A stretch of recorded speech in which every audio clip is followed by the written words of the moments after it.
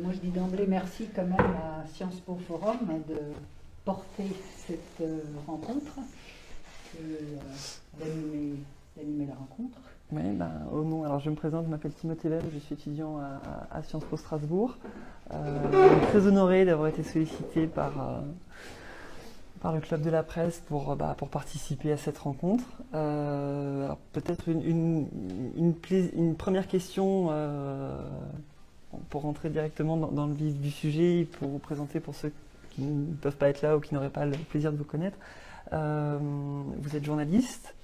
Vous avez un long parcours et une longue vie dans les médias. J'aimerais, si vous êtes d'accord, revenir sur le début, sur le commencement, avec l'agence EPA que vous aviez construite de vos mains à Bayonne. Et je voulais avoir cet avis journalistique sur le traitement de l'information à l'échelle régionale quand on a une actualité, c'était notamment durant les événements avec une période particulière pour les Pays Basques. Je voulais savoir en tant que journaliste comment on faisait pour faire vivre une rédaction avec des événements tragiques au quotidien qui se passaient, comment on fait pour avoir des choix éditoriaux, parler d'économie, parler d'international, tout en ayant une actualité aussi riche qu'elle l'a été durant cette période.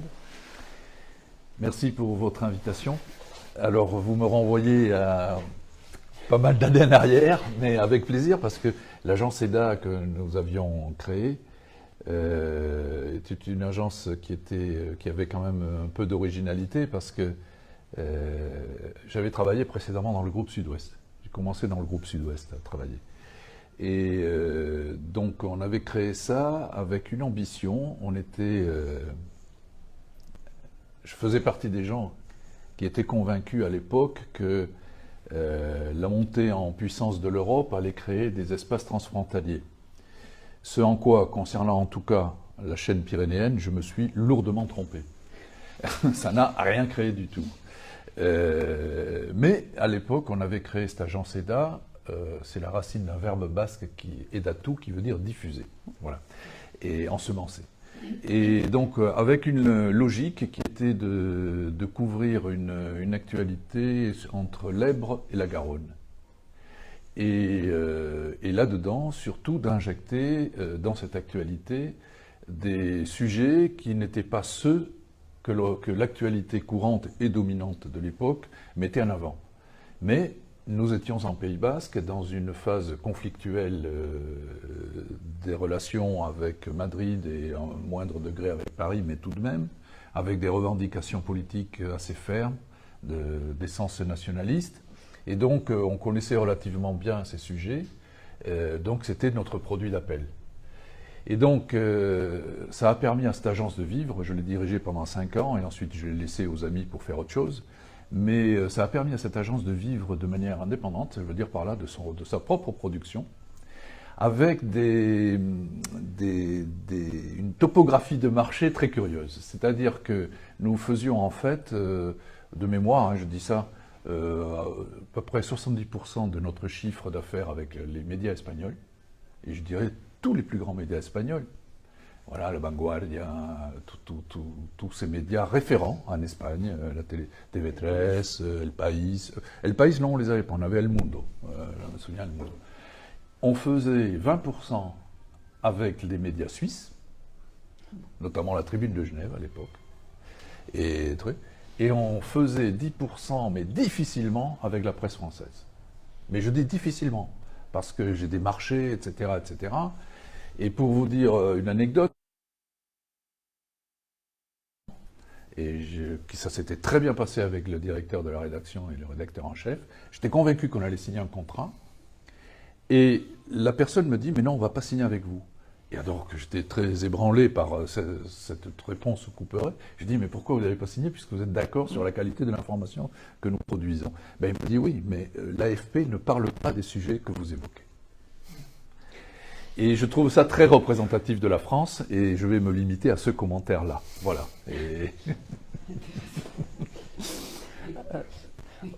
En tant que journaliste, vous vous spécialisez par la suite sur les questions et les enjeux internationaux. Quel était votre plus beau souvenir en tant que journaliste international?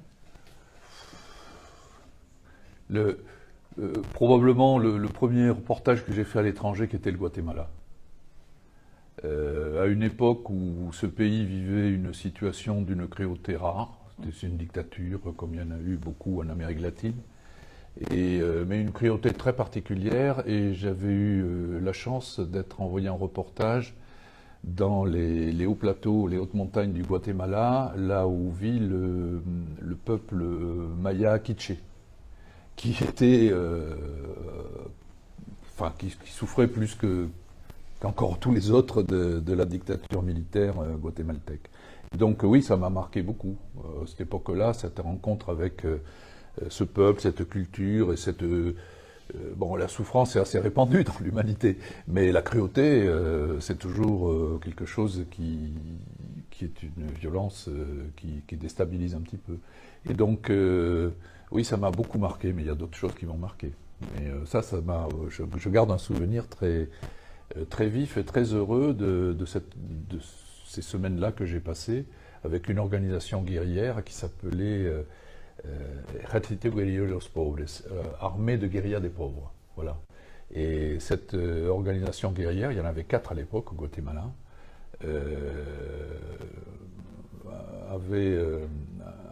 quelques années plus tard, il y a une personne qui l'a représentée à Mexico, qui s'appelle Rigoberta Menchú, qui a été en 1992, je crois, prix Nobel de la paix. Oui. Voilà. Et qui est l'incarnation de cette cruauté qu'a souffert sa famille, dont elle a souffert et dont ont souffert des milliers de Guatémaltèques à l'époque. Bon, voilà, il ne faut pas me brancher sur ces sujets parce que je peux être bavard. Vous êtes journaliste, vous avez été journaliste à l'international. À ce titre, vous gardez un regard très extérieur sur les médias français que vous avez décrits comme pyramidal, auto-centré sur Paris. Ma question de jeune étudiant, c'est aujourd'hui, au vu du climat actuel, comment est-ce qu'on fait pour quitter ce schéma actuel? Je ne sais pas si vous utiliseriez toujours les mêmes arguments pour décrire les médias français à l'heure actuelle, mais comment est-ce qu'on fait pour sortir de ce schéma que vous avez décrit comme très parisien, très centré sur lui-même? Bon, je ne veux pas non plus limiter mon regard à la critique des médias que l'on peut faire, qu'ils soient parisiens ou autres. Critique d'ailleurs dans laquelle je m'inclus comme sujet. Hein. On n'est pas dissocié de ce dont on parle. Bon, après, nous sommes en France, donc c'est un pays très centralisé. Si je m'exprime à titre personnel, je pourrais dire trop centralisé. Qui fait qu'il y a un phénomène que l'on retrouve dans toutes les organisations ou presque de la société française, qui est que cette société est tissée par des plans de pyramide, si vous permettez comme ça. C'est aussi vrai dans l'entreprise, c'est aussi vrai dans les associations, c'est vrai dans les ONG, c'est vrai dans les collectivités territoriales, et c'est vrai dans l'État. Et donc ces pyramides, leur pyramidion est occupé par, comment je vais dire, des communautés d'acteurs, de responsables, qui, chacun dans leur pyramide, font l'actualité, en vertu d'un phénomène descendant. En France, on est très verticaux, très descendants. Donc, si vous voulez, les médias n'échappent pas à ça. Les médias n'échappent pas à ça. Ce qui est dommage, de mon point de vue, c'est que la fabrication de l'actualité que l'on propose aux populations est une fabrication d'actualité qui vient de ces pyramidions. Alors, je ne dis pas que ces pyramidions n'ont pas de légitimité à susciter de l'actualité. Ce que je dis, c'est que réduire l'actualité, c'est-à-dire le champ de la vie d'une société, au mouvement de ces pyramidions, et aujourd'hui, le vent de la conquête et l'ivresse de la conquête de l'élection est là qui souffle et qui emporte tout, c'est réduire une société à ce qu'elle n'est pas. Voilà. Et donc, il y a un effet de dissonance qui se crée au sein de nos sociétés, au sein de nos relations, et peut-être même de conflits qui naît aussi de ça, parce que ces miroirs, les miroirs médiatiques, ne restituent pas une image, je ne vais pas dire fidèle, mais qui est conforme, qui ressemble au réel dans lequel vivent les gens. Ma critique médiatique, elle est là, mais c'est pour ça que nous faisons autre chose. En 1994, une agence Andy, lors d'un congrès, propose de repenser le monde des médias en faisant évoluer le rôle des différents acteurs, de non plus rapporter une information, mais également de faire partager des solutions. Est-ce que ça a été, ce colloque, un moment de déclic pour vous? Mais oui, et je vous remercie de dire ça, parce que très souvent, nous sommes aussi assez... comment je vais dire? Nous pensons que nous sommes assez facilement à l'origine de beaucoup de choses dans notre culture. Et là, vous évoquez une agence qui était une agence brésilienne, Andi, et qui était spécialisée dans l'éducation et sous toutes ses formes. Et il y avait un journaliste à cette époque qui l'avait créé, qui l'a dirigé, Geraldino Vieira, qui est devenu un ami.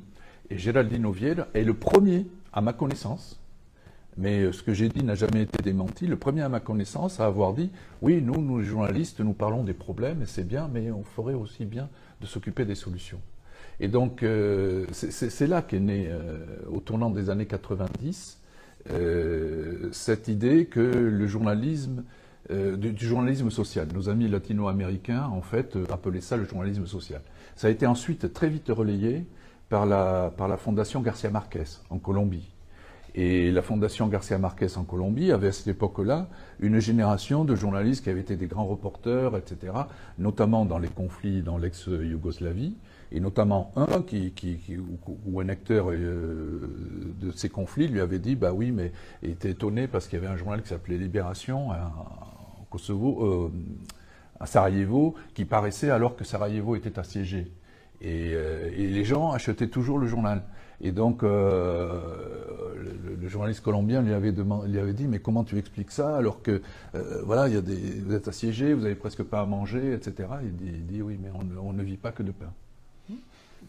C'était une très belle réponse. Et donc, c'est ces gens-là qui ont lancé ce mouvement du journalisme social, et ensuite avec le soutien d'une fondation qui d'ailleurs a été créée par un milliardaire suisse, la fondation Avina, qui était une fondation spécialisée dans les initiatives environnementales et sociétales.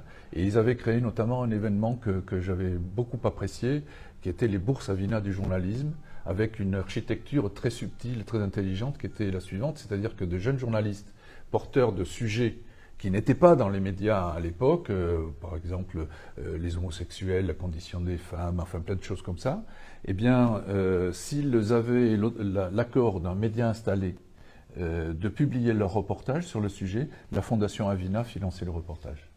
Et donc les médias avaient accepté parce que ça leur coûtait rien, mais ça a aussi contribué à faire entrer des sujets disruptifs dans le truc. Et partant de là, après ça a été la veine de ce que l'on a appelé journalisme de solution.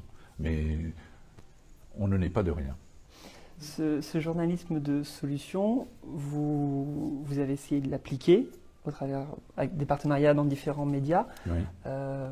Quelles ont été, selon vous, les principales difficultés pour arriver à le faire émerger? Alors, je dis que François Scheller est aussi responsable et magnifiquement responsable que moi de cette émergence. Bon, les difficultés, c'est toujours les mêmes. Moi, j'ai habité les salles de rédaction pendant toute ma trajectoire professionnelle et j'ai toujours étonné de voir comment les salles de rédaction sont représentatives de la résistance au changement. Et c'est quelque chose qui m'a toujours... Alors je ne sais pas si c'est un phénomène français ou... Je ne sais pas. En tout cas, c'est mon témoignage. Alors d'un certain côté, je trouve que les salles de rédaction soient représentatives des sociétés dans lesquelles elles sont insérées est rassurant. Et de notre côté, j'ai toujours été interpellé par ça sans avoir beaucoup de réponses à mettre derrière mon interpellation, qui est de me dire, mais bon Dieu, quand même, ce métier d'informer, ces métiers aujourd'hui d'informer, bon, le journalisme, il y a tous les métiers de l'information qui se sont agrégés maintenant, ces métiers d'informer, ce sont des métiers quand même qui sont faits pour ouvrir le regard, pour ouvrir l'entendement, pour qui ont une action d'éveil, pour ne pas dire de transformation, ou tout ça. Comment se fait-il que les gens soient aussi résistants à l'émergence qui vient? Donc, quand j'étais directeur général de Reporters d'Espoir, j'ai fait le tour de beaucoup de salles de rédaction, mais c'était quand même assez étonnant les critiques qu'on prenait, parce que souvent, mes interlocuteurs prenaient comme une remise en question de ce qu'ils faisaient la proposition que nous formulions. Et c'est après, à force de conversation, d'échanges, de démonstrations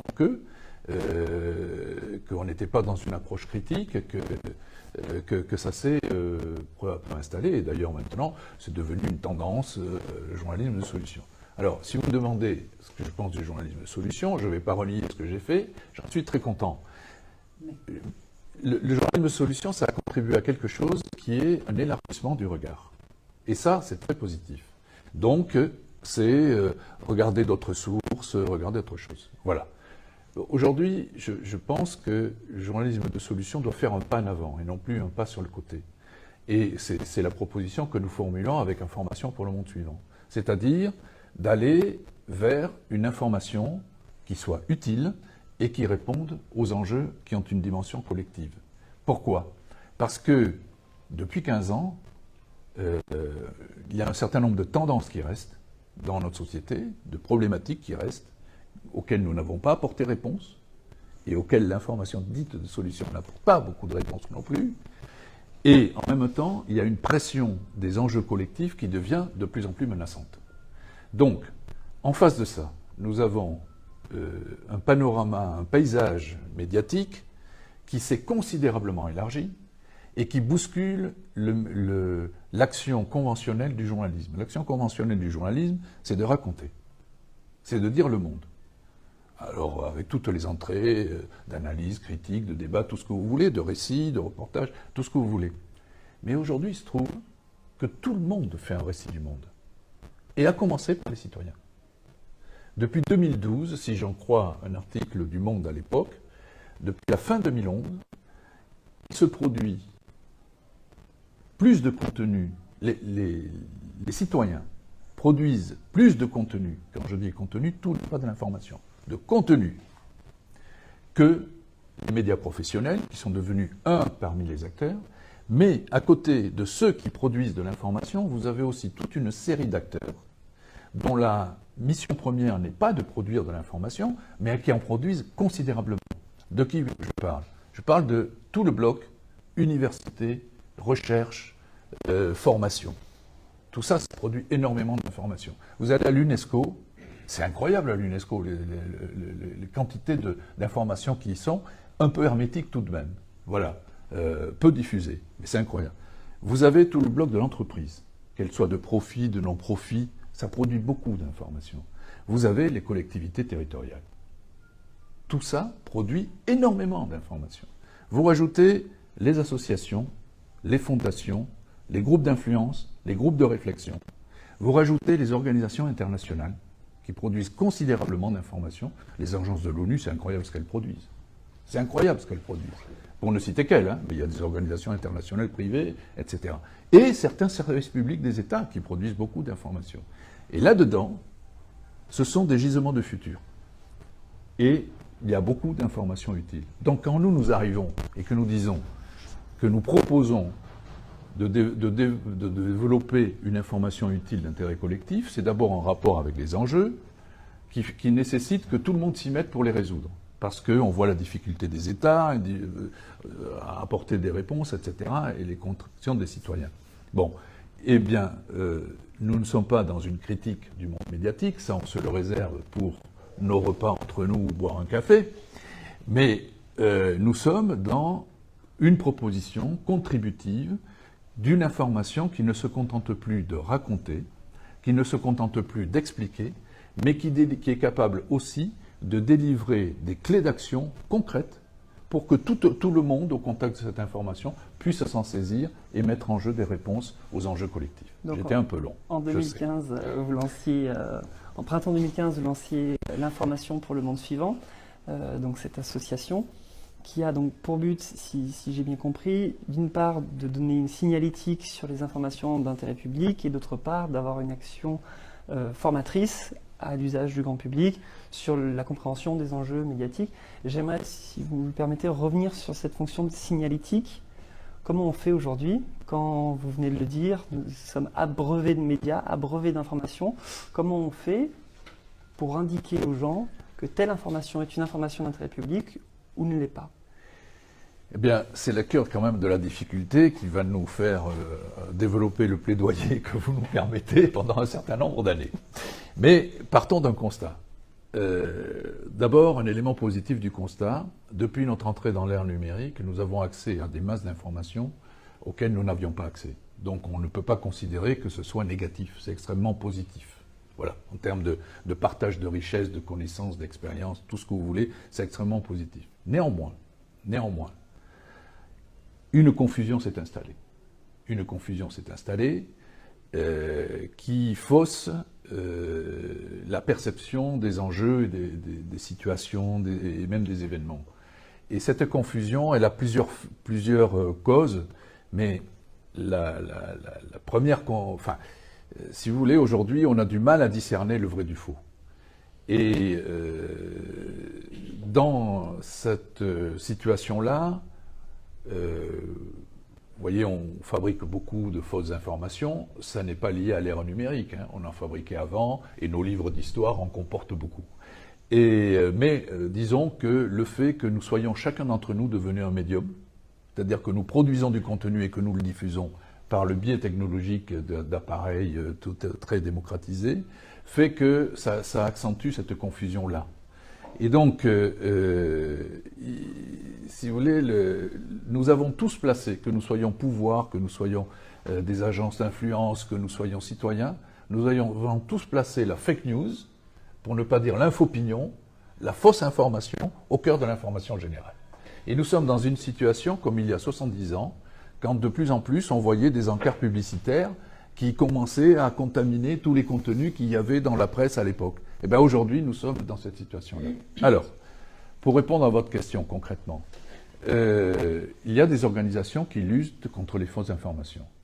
C'est parfaitement bien, c'est nécessaire, et ce n'est pas notre objet premier. Nous avons choisi, si vous voulez, on n'est pas dissocié de cet enjeu-là, mais nous avons choisi, nous sommes dit, comment lutter contre les fausses informations quand il s'agit de comportements, etc., etc. C'est extrêmement difficile. Donc ça renvoie à l'éducation aux médias et plus largement à l'éducation à l'information qui est nécessaire.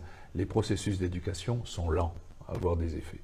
Donc nous avons opté pour créer, d'abord sur la base de notre proposition d'information utile d'intérêt collectif, de l'accompagner d'une signalétique qui va la baliser parmi les flux de contenu, en vertu d'une réflexion qui est de dire, plutôt que laissons à ceux qui luttent contre les fake news leur action et respectons-la, en revanche, nous préférons guider à l'avenir les gens vers des contenus utiles qui afficheront très clairement comment ils sont fabriqués.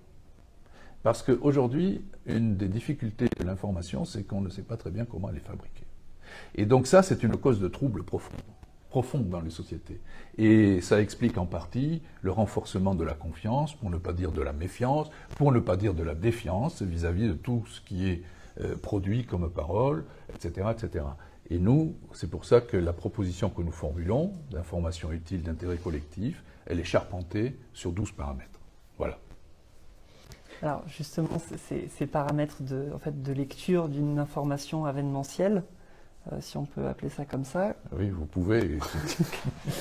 Comment est-ce que ça marche? On sort du schéma classique, du fameux qui, quand, où, quand, comment, et on utiliserait donc de nouveaux critères de lecture quand une information arriverait? Alors, aujourd'hui, ce sont des paramètres que nous proposons, nous verrons s'ils deviennent des critères. Mais aujourd'hui, ce sont des paramètres. Et donc, oui, c'est un élargissement du geste de production d'information.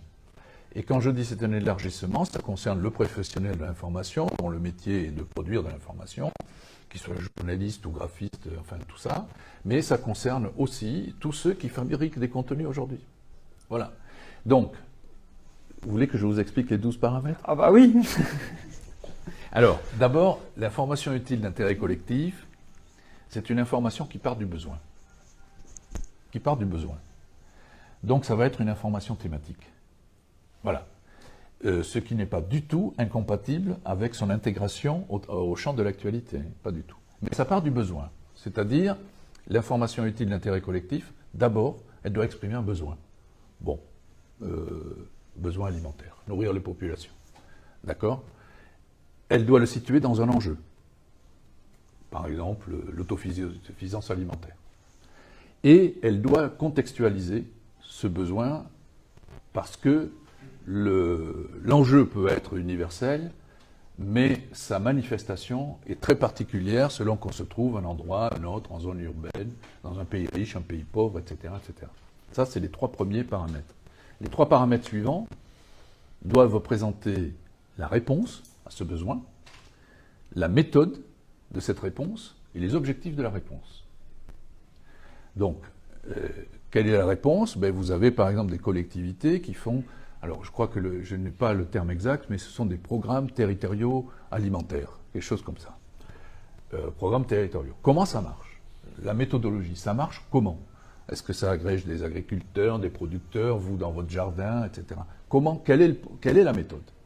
Et troisièmement, quels sont les objectifs? Les objectifs pour une commune, ça va être par exemple de dire que ma population puisse résister à une grève du transport. Voilà. Et puisse s'alimenter de ça. Je dis ça parce que j'ai été frappé, je fais juste une parenthèse pour situer aussi mon propos, j'ai été frappé par l'action d'une association qui s'appelle SOS Maire, M-A-I-R-E-S, qui est présidée par un ancien garde du corps de M. Nicolas Sarkozy, et qui déroule ce truc-là en disant « Mais aujourd'hui, si vous avez une grève d'une semaine, dans un pays comme la France, c'est une catastrophe. Paris commence à ne plus pouvoir manger, mais aussi les campagnes ne sont plus autosuffisantes. » Ce qui est quand même une dimension moderne de nos petits drames. Bon, donc ça c'était les 6 premiers. Les 3 autres paramètres, ce sont la présentation des acteurs, la présentation des partenaires et la présentation des financements. J'insiste lourdement là-dessus, parce que un des mots de la médiatisation, de l'information, c'est la personnification des sujets. C'est-à-dire que vous avez un acteur qui propose une réponse, et très souvent, on met l'acteur plein de lumière, sous la pleine lumière médiatique, et on ne se rend pas compte que c'est presque souvent au détriment de ce qu'il fait. Alors que le sujet, c'est ce qu'il fait. Et il ne faut pas nier l'acteur, parce que l'action ne serait pas s'il n'était pas là. Mais le situer en rapport dans son action. Deuxièmement, ses partenaires. Il n'y a rien de plus faux que de penser qu'on fait les choses seul. Ou alors, il faut être très, très mégalomane. Voilà, ça arrive aussi. Mais on fait toujours les choses avec d'autres et grâce à d'autres. Voilà, c'est pour ça que j'insiste sur François Scheller qui est là. Bon, entre autres. Et troisièmement, on le fait toujours avec des financements. Or, les financements, ça dit la capacité de vie d'une action. Je prends un exemple dans les coopérations internationales. Les coopérations internationales font des actions très bien pour les pays dans lesquels elles ont des actions qu'elles développent. Mais les actions sont financées pendant 1 an, 2 ans, etc. Et puis les programmes internationaux se modifient, les pays ont d'autres centres d'intérêt, d'autres légitimités. Je ne dis pas que c'est mal, ça, mais je dis qu'à un moment donné, le financement s'arrête. Or, ces programmes ne prévoient jamais la pérennisation des actions. Donc, l'argent international se retire et le problème réapparaît. D'accord? J'ai pris un sujet très facile, il y a d'autres plus compliqués. Et les 3 derniers paramètres, c'est les résultats de l'action. Ça, c'est relativement facile parce que ça dépend des objectifs. Donc, vous mesurez par rapport aux objectifs. La mesure d'impact de l'action. Et ça, c'est quelque chose qui est simple et très compliqué à la fois. Parce que les acteurs, encore aujourd'hui, ne prennent pas, n'intègrent pas la mesure d'impact à leur action, ils intègrent la mesure de résultat. Ce que j'ai fait a eu tel résultat. Mais la mesure d'impact, c'est-à-dire la mesure, mon action sur la cause qui l'a générée, quel effet a-t-elle eu? Est-ce que cette cause s'est un peu effacée ou pas? Voilà. Je reviens sur l'exemple de l'autosuffisance alimentaire. Est-ce que j'ai mis en place un programme territorial alimentaire? Est-ce qu'on a progressé dans la capacité à faire manger notre population en cas de crise, par exemple, pendant combien de temps? Et puis le 12e paramètre, c'est le contact direct, parce que c'est par le contact direct que l'on pollinise ce genre de sujet et que l'on accélère et accompagne les transformations. Alors, vous les vouliez, je vous explique. Et de façon succincte en plus, ce qui est parfait. Ah je ne suis pas sûr que j'ai été succinct, mais... Oui, merci. Bon. sur ces nouveaux critères et donc cette signalétique mise en place. Alors, oui, pardon, allez-y. J'aimerais revenir sur cette signalétique. Est-ce qu'il n'y a pas un risque d'avoir une bonne et une mauvaise information décidée par un seul acteur? Je ne crois pas. Je ne crois pas. Alors, la signalétique que nous allons mettre en place, mais ça c'est à l'horizon 2023-2024. Alors la signalétique, elle aura 4 degrés de déclinaison. Là, la première signalétique avec un code couleur, elle le balisera, elle signalera une information qui donne une information sur un sujet utile dans le cadre d'un enjeu collectif, mais qui n'est pas expérimenté. La deuxième, avec un autre code couleur, elle dira voilà, ce sujet est en cours d'expérimentation, mais ne peut pas produire de mesure de résultat et d'impact. La troisième fournira une mesure d'un résultat et sur la durée, parce que très souvent on annonce pour le traitement des initiatives, on dit ça va résoudre tel problème, mais on revient rarement dessus pour dire si ça l'a fait ou pas et en quel degré. Et le quatrième déclinaison sera lorsqu'il y aura la mesure d'impact. Je profite de votre interpellation là-dessus pour dire que nous ne sommes pas organismes évaluateurs, nous, des sujets. Nous restons dans le champ de la production de l'information. Alors après, la bonne ou mauvaise information? Non, pas du tout. C'est un champ nouveau que nous souhaitons voir s'ouvrir dans l'espace de la production d'information. Bonne ou mauvaise information, moi je ne suis pas du tout polarisé sur ces affaires-là. C'est juste une information qui a un degré de citoyenneté fort, qui a été pensée en termes de production avec une charge de citoyenneté importante, en rapport avec les situations dans lesquelles nous nous trouvons et les enjeux collectifs à lesquels nous nous trouvons à l'échelle de la planète, de l'humanité, de la vie en général. Voilà. Une majorité des contenus dits de médias proviennent aujourd'hui de grandes plateformes qui sont contrôlées par des entreprises privées. On en a l'exemple, pour ne pas les citer, Twitter, Instagram, oui. TikTok ou Snapchat. Des réseaux sociaux que les jeunes utilisent et affectionnent particulièrement. Comment fait-on aujourd'hui pour contraindre ces grands groupes privés avec des intérêts propres à jouer le jeu et à permettre justement l'usage de cette signalétique?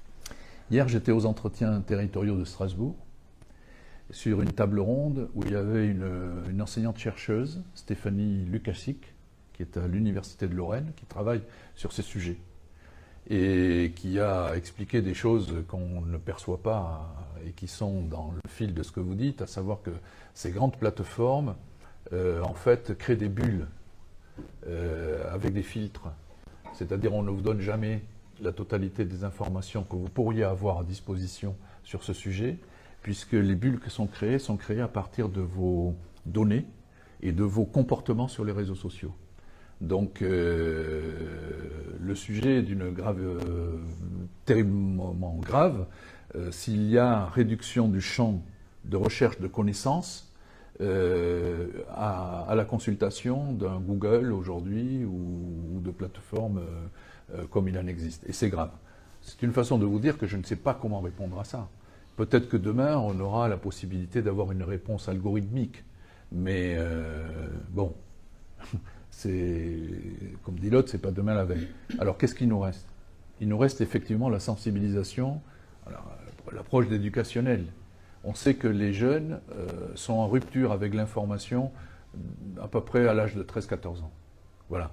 Mais c'est difficile de parler à des gens de 13-14 ans dont le geste premier, c'est le smartphone, le contenu sans discernement. C'est très très difficile. C'est pour ça que cette situation plaide en faveur de la signalétique qui conduit vers un type d'information. D'ailleurs, peut-être demain, il y aura-t-il d'autres types de signalétique qui conduiront vers du débat, vers de la polémique, vers je ne sais quoi. Mais incontestablement, l'approche éducationnelle, elle est absolument nécessaire. C'est pour ça que nous avons un atelier qui s'appelle le Code de l'info, qui se fait en 2 temps. Le premier, c'est comment je repère que le contenu que je lis est une information et qui répond aux questions de base de crédibilité d'une information. Et puis le reste, le deuxième atelier, c'est pour écrire une information utile. Mais ça, c'est pour notre approche à nous. Mais c'est très, très difficile parce que même les pièges de la désinformation s'immiscent même dans le geste professionnel, des professionnels les plus pertinents, les plus sérieux, les plus ceci, les plus cela. Il y a vraiment un problème de source. Donc je plaide en faveur aussi d'un éveil citoyen là-dessus. C'est pour ça que nous avons une tribune sur notre site, dont le titre est « Quelle information et pour quel monde ?», qui dit les choses que je raconte là, mais qui dit aussi, bon, on a des masses de contenu, et une fois qu'on a appris quelque chose, on en fait quoi? On reste souvent les bras ballants, parce que ces contenus qui développent beaucoup de connaissances sur telle situation nous renforcent aussi notre impuissance. Qu'est-ce que je peux, moi, un radeau de migrants qui sombre dans la Manche, vous comprenez, c'est compliqué ces choses-là, c'est pas simplement complexe, mais il faut qu'il y ait un réveil citoyen, et donc nous avons mis cette tribune sur notre site, en invitant les citoyens à signer la tribune, et comme ça, il constitue ce que nous voulons faire, c'est un mouvement citoyen que nous allons commencer à animer au début de l'année. Ça n'a jamais été créé, un mouvement citoyen sur l'enjeu de l'information. Mais il faut qu'il y ait ce réveil, parce qu'on ne peut pas être des consommateurs passifs d'informations, comme nous l'avons été très longuement, concernant les produits alimentaires, par exemple, ou tous les produits. Et je pense qu'il faut... Alors là, ça fait appel un peu aussi à la capacité du corps collectif à se dire, ok, mais l'information que je consomme, j'ai une part de responsabilité dedans. Vous savez, je termine là-dessus, on est un pays qui adore l'opinion. Alors, on critique tout le monde, mais on regarde les chaînes d'infos et les débats que l'on critique. Et tant que cette symétrie-là fonctionne, pourquoi voulez-vous qu'il y ait d'autres propositions d'information de masse, puisque en face, il y a les masses de citoyens qui regardent. Voilà, c'est un exemple facile. Une dernière question avant de passer aux interrogations du public. Il faut construire, vous allez le faire ensemble. Demain, après-demain, quelle est la prochaine étape? Bon, nous sommes engagés dans une phase de plaidoyer aujourd'hui qui nous fait répondre à votre invitation, et nous en sommes ravis et nous vous en remercions. Nous avons donc pour le premier semestre de l'année prochaine un certain nombre d'interventions, dont certaines sont importantes, parce que nous allons donner 2 jours de cours de formation sur un atelier à l'école des métiers de l'information à Paris. Donc c'est la première structure de formation de journalistes, et c'est important d'y rentrer, plus une conférence derrière qu'ils organisent sur notre proposition. Nous allons participer aussi au mois d'avril à un événement qui est organisé à Angers, Place des Savoirs, à une rencontre avec des gens de l'entreprise, des mouvements citoyens, sur tout ce qui concerne les transitions énergétiques, environnementales et tous les enjeux sociaux qui sont là pour faire justement une conférence atelier aussi sur cette information utile d'intérêt collectif. Donc nous avons un certain nombre de rendez-vous, et puis nous organisons à Abidjan à la fin de l'année, du mois de mai prochain, 2 jours, les premières journées de l'information utile. Voilà, donc nous l'organisons à Abidjan. Ça, ce sont des actions de plaidoyer où nous portons notre proposition, comme vous nous permettez de le faire aujourd'hui.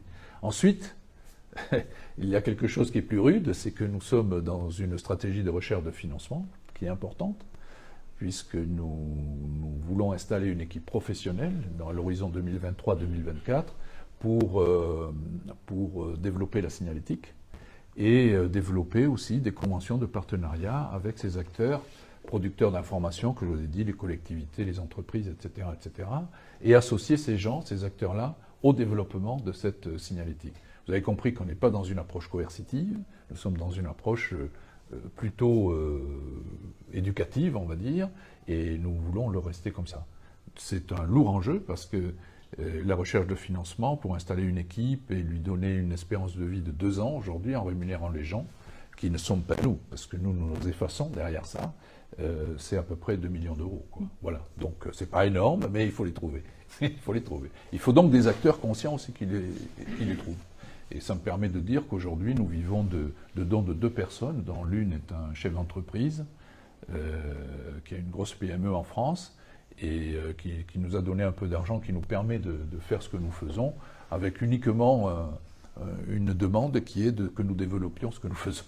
Donc ça se trouve qu'il y a des gens qui ont quand même de l'approche de citoyenneté à tous les étages de la société. Pour développer, il faut effectivement une équipe. Voilà. Si le mouvement citoyen prend, il faut de l'interaction sur le site, il faut répondre, il y a une plateforme qui va se créer, donc voilà. C'est un vaste chantier. Merci beaucoup. Mais on aime ça. On va peut-être passer à une ou deux questions du public. Oui. Donc vous avez évoqué, j'en reviens un peu en arrière, vous avez évoqué au début cette organisation pyramidale de la France qu'on connaît effectivement. Où que se porte le regard. Je suis impuissant. Et donc c'est pas le cas ailleurs. C'est visiblement pas le cas ailleurs, puisque, si j'ai bien compris, en Espagne par exemple, j'imagine dans d'autres pays européens, il y a une organisation qui est différente, on le sait, la presse en Allemagne et pas à Berlin. Alors est-ce qu'effectivement on peut contourner cet obstacle quand même ici? Alors il y a aussi quand même des presses locales.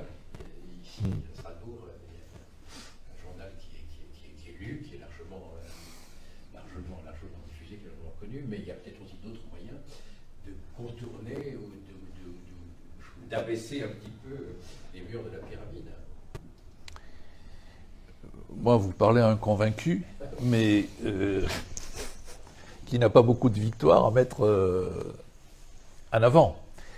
Il me semble que c'est une histoire de comportement. Alors, je ne nie pas les difficultés structurelles. Notre pays est ainsi fait, il est ainsi fait. Mais il y a deux choses sur lesquelles nous pouvons agir, me semble-t-il. D'abord, c'est l'élargissement du regard et la modification de la transformation de ce que nous appelons l'actualité. Là, je m'écarte un peu peut-être de notre sujet. Mais l'actualité, elle est très, comment je vais dire, elle est très encapsulée en France.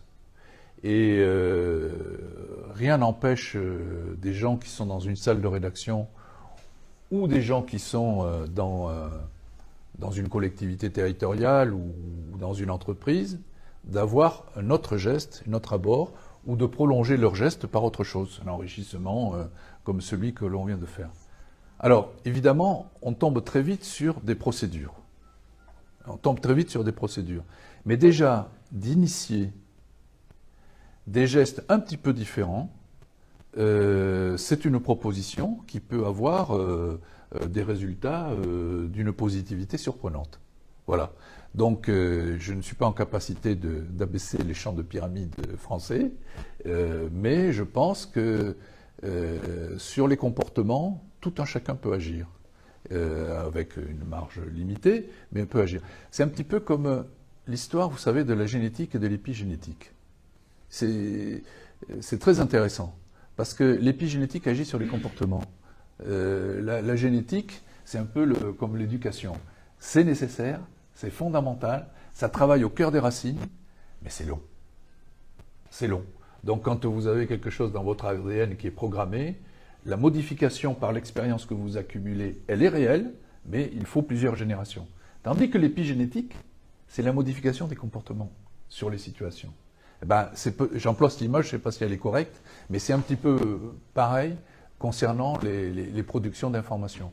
Hier, j'étais à une table avec, je reprends mon exemple d'hier, aux entretiens territoriaux de Strasbourg, avec des personnes qui sont dans des collectivités territoriales et qui me disaient, oui, mais certaines fois, pour que nous que nous répondions à un de vos paramètres, il va falloir qu'on demande l'autorité du politique. Bon, oui, c'est ça. Et c'est vrai que c'est comme ça. J'ai déjà vu ça dans des productions que nous avons faites. Et c'est vrai que c'est comme ça. Mais si on ne fait pas ça à l'intérieur d'une collectivité, le politique non plus ne changera pas. Ça ne va pas l'aider à comprendre que sa communication, évidemment, elle est autocentrée sur son action, elle est faite pour le valoriser, c'est pas choquant.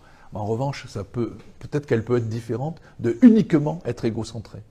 Voilà. Et je crois que c'est un petit peu, on peut agir comme ça. Après, je pense qu'il y a aujourd'hui une montée de demande de proximité qui fait qu'il y a des médias dont la lumière baissait il y a 15 ou 20 ans et qui peut-être ça ravive aujourd'hui la presse quotidienne ou des choses comme ça. Voilà, ça je pense. Et puis il y a toute une série de nouveaux médias qui émergent. mais certains ont une durée de vie très, très faible.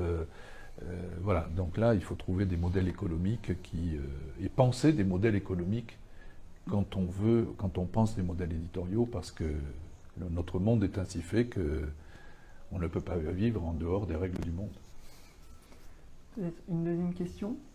Je ne sais pas si ça répond. Je peux réagir très rapidement. J'ai une petite expérience d'une trentaine d'années dans la presse, quotidienne régionale, numérique et prime. Et aujourd'hui, comme en tant que membre de la rédaction en chef des deux journaux, ce que vous dites, évidemment, traverse les journaux depuis longtemps et la PQR, c'est-à-dire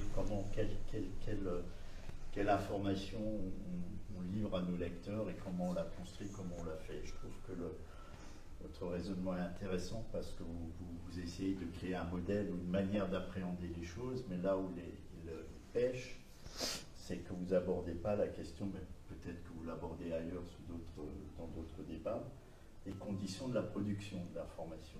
Et vous ne pouvez pas tenir un raisonnement sur l'information et le projet éditorial sans aborder la question des conditions de la production de l'information. Quand on va sur ce terrain-là, et là c'est moi qui m'exprime à titre personnel, mon nom personnel au regard de mon expérience, c'est que depuis un bout de temps ne se pose plus la question de la valeur sociale qu'on crée en produisant de l'information, mais que le débat porte essentiellement sur les coûts de production de l'information.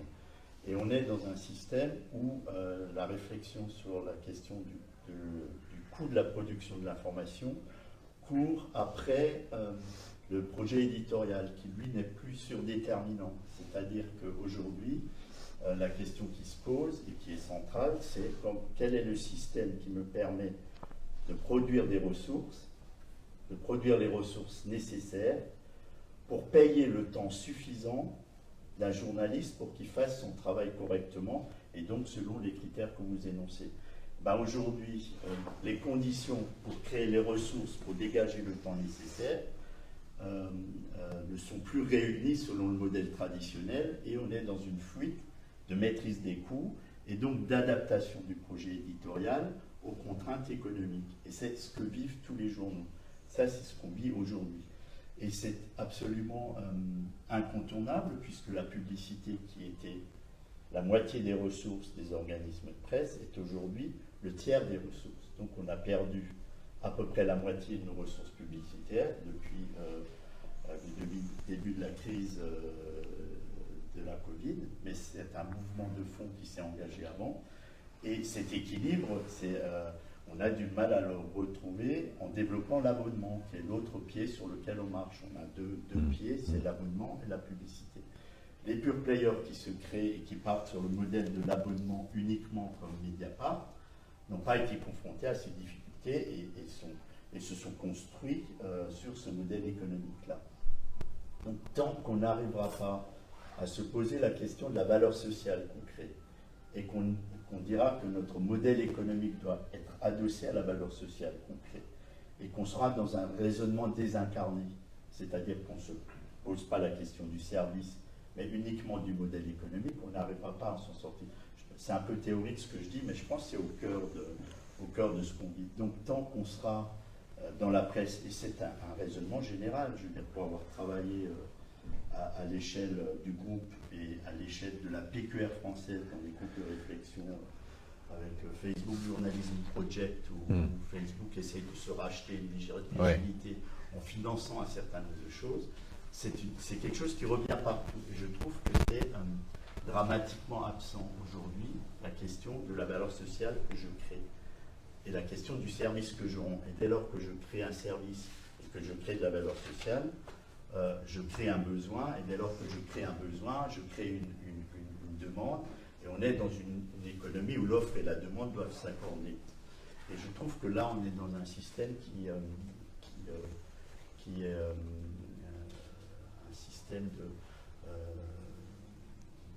on perd du terrain, et où le cycle qui est en place nous fait perdre du terrain de plus en plus, parce que on n'arrive pas à poser on n'arrive pas à poser le vrai débat ou à poser les vrais enjeux. Et donc je pense que c'est ça qui est un peu absent de votre raisonnement, c'est on partage facilement dans les rédactions, et pour en avoir animé quelques-unes quotidiennement, de la plus petite à la plus grande DNA, et aujourd'hui parfois les deux rédactions ensemble, cette question du journalisme de solution elle est présente, mais on fait comment?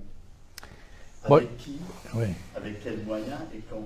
Et ça, c'est un vrai débat. Je veux dire, on peut construire un projet très théorique, mais chaque fois qu'on raisonne sur un projet, la question qui revient, c'est quel est le projet, quels sont les moyens et quelles sont les ressources pour garantir les moyens. Et là, on arrive toujours dans une impasse et dont on n'arrive pas à sortir dans un système. Alors, est-ce que la solution, c'est les fondations? Est-ce que la solution, c'est le financement de la presse à travers d'autres modèles que le modèle commercial? Enfin, ouais. le débat va Mais moi, je suis complètement d'accord avec ce que vous dites, mais complètement d'accord. Je ne nie pas du tout ces difficultés et ces mutations de modèles ou ces effondrements de modèles. Ça, c'est une vraie difficulté. Après, j'observe aussi que il y a des choses, par exemple, en vous écoutant, je pensais à quelque chose. Il y a de plus en plus de contenus qui sont financés par de l'argent public, en fait, sans qu'on s'en rende vraiment compte. J'ai un exemple de Didier Pourquerie, qui est un des vice-présidents de notre association, à Bordeaux, pilote un organisme qui dépend de la région Nouvelle-Aquitaine, qui s'appelle Cap Science. Et il préside ça. Et Cap Science, en fait, sa vocation, c'est de divulguer de la connaissance scientifique le plus largement possible. Et donc, ils font ils fabriquent beaucoup de contenu à Cap Science. Et ils ont créé un média qui s'appelle Curieux. Et Curieux est diffusé, par exemple, à un moment donné, c'était diffusé sur les écrans SNCF, voilà, partout où ça peut se trouver. Moi, je trouve ça très très bien. Mais c'est pour dire aussi que il y a des glissements aussi comme ça qui font que l'argent public, de plus en plus, finance par des biais comme cela, par des suppléments aussi dans les médias installés, des contenus. Voilà. Et peut-être, mais vous comprendrez que ma parole est extrêmement prudente et humble là-dedans, peut-être y aurait-il une opportunité pour faire monter une proposition comme la nôtre d'information utile, d'intérêt collectif, par ces biais-là. Mais ça ne répond en rien, voilà, ça ne répond en rien à votre...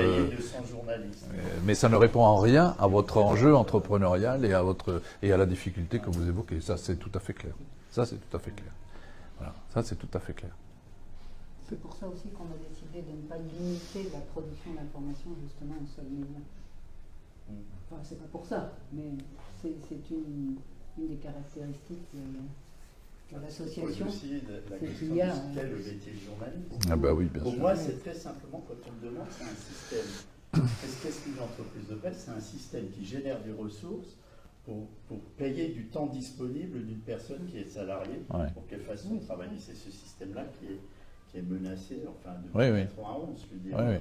C'est en 91 que la diffusion de la presse a commencé à baisser, la pub a réussi de manière cyclique à sauver les meubles, mais là, la baisse des ressources publicitaires est tendancielle aussi et n'est plus cyclique. On est les premiers à rentrer en crise et les derniers à en sortir. Donc il y a une vraie... il y a aux États-Unis des villes de la taille de Lausanne où il n'y a plus de PQR. Oui. Ils ont perdu, écoutez, là, si j'en crois le reportage d'Arte qui avait été sur les fake news, 1800 quotidiens aux États-Unis ont disparu. 1800 quotidiens, c'est colossal. Mais sur ça, moi, j'ai pas de réponse. Si vous voulez, pour notre proposition, on se dit que des formules de partenariat, ça peut permettre de faire émerger cette approche et d'associer les salles de rédaction, mais ça ne répondra pas à l'enjeu entrepreneurial d'une entreprise qui a 200 personnes à faire vivre, qui a des infrastructures, oui, bien sûr. Et voilà, des investissements réalisés, du matériel, de la diffusion, ça c'est tout à fait clair. Non, mais ça c'est tout à fait clair. Mais mon propos n'est pas un propos de négation de ça. Je ne nie pas cette réalité-là. Peut-être une dernière question pour conclure, oui. Je voudrais bien quand même la Fondation de France. En fait, j'entends bien le modèle que vous voulez faire, ça correspond aux des cas laboratoires de R&D, c'est-à-dire qu'on finance des acteurs qui ont des solutions, partant du principe que c'est les habitants qui ont des solutions. Et il y a une très grande difficulté de faire comprendre cette information Oui. et de la diffuser. Si je comprends bien votre modèle, ça pourrait permettre à des acteurs de ce type-là de pouvoir produire leur contenu qui finalement montrerait que c'est un contenu fiable et dans lequel on peut avoir confiance sur le fait que leur solution est bien réelle dans Oui. leur écosystème. Oui. En sachant que je parle chez nous, par exemple, territoire zéro chômeur de longue durée, Oui. le cancer, c'est des systèmes qui sont nés en proximité, sur lesquels il y a eu des paris d'information et qui aujourd'hui prennent de l'ampleur. Et on voit que la dérive médiatique, c'est de donner l'impression d'un système qui est facile à reprendre. Territoire zéro chômeur de longue durée, c'est un bon exemple. Et au final, c'est beaucoup plus complexe, c'est difficile de faire comprendre cette complexité. Donc, ce que vous cherchez, c'est que les acteurs de terrain puissent aussi s'approprier ce type d'outils pour eux-mêmes mieux communiquer sur les solutions. Oui. Alors, avant Pardon. que vous répondiez, je fais juste Non, une allez-y. information.